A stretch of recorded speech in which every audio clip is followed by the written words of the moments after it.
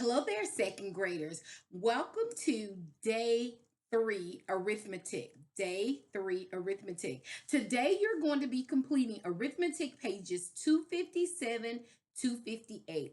Again, that's pages 257, 258. Day 3 arithmetic, Wednesday. Okay, guys, on page 257, let's take a look. So at the top, it says number 1, you're going to write the quotient. Remember, a quotient is the answer you get when you divide. So it tells you to write the quotient. We have 5 divided into 35. 5 divided into 35. Okay, so when I take 5, this is my division sign, and I'm taking 5 into 35. I'm going to ask myself, what can I multiply times 5 to either get me right at 35 or close to 35? Well, I'm just going to count by 5. 5, 10, 15, 20, 25, 30, 35, 7. So I'm going to put my 7 here. 7 times 5 is 35. And 35 minus 35 is 0. So at the top, when you're doing your 5 family with your 5 division family, remember the opposite of dividing is to multiply. So you look at the bigger number inside and you ask yourself, what can I multiply by 5 to either get me right at that number or close to that number? Number 2, it says fill in the blanks. You're going to use the shells of that picture to actually answer those questions. So it says there are how many shells in all? Well, then you have to count your shells. There are how many different, there are blank shells of each kind.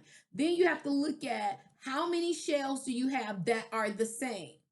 Then it says there are blank groups of 5 shells. So you have to see, if I circle 5, how many groups of 5 can I get out of those shells?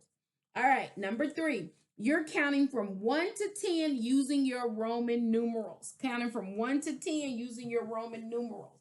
All right. When we count from 1 to 10, remember they've already started off for you. That's 1, 2, and remember, this is 1, V is 5, X is 10. So these are the ones that you're going to be using. I is 1, V is 5, X is 10. You're going to use that to count from 1 to 10, okay? And remember, when there's a small Roman numeral in front of a large one, I subtract. Okay, number 4, multiply by 10, write the product in the starfish. So your first one, you're multiplying by 10. The first starfish says 5. 5 times 10. Remember, when you multiply by 10, you take the number, so it says 5 times 10. I take the number that I'm multiplying and just add a 0. That gives me 50. Even if my number was, if they said, well, I'm going to just throw out a number. 13 times 10. All I do is take the number 13, add a 0. It gives me 130. So for number 4, you're multiplying by 10. Number 5, we are subtracting. So we're going to work the first one out.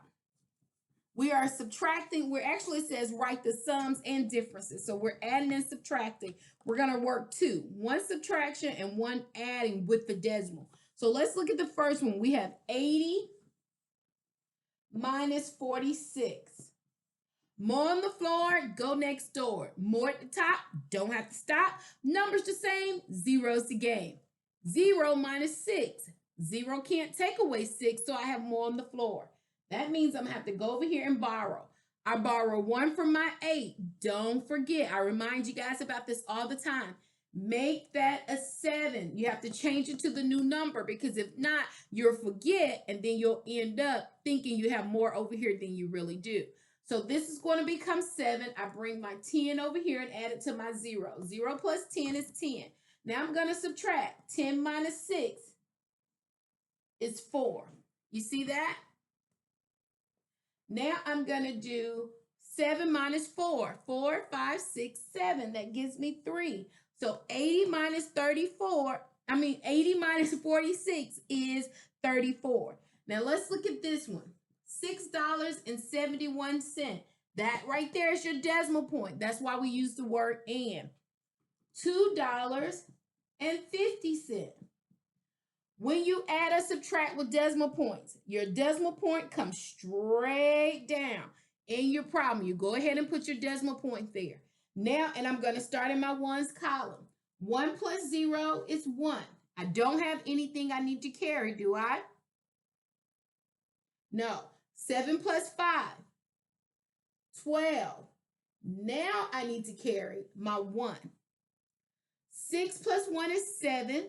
7 plus 2 is 9. Don't forget your dollar sign. So my answer is $9.21. Okay. Number 6, it says, many interesting sea animals live in tide pools in Acadia. How many are on this page?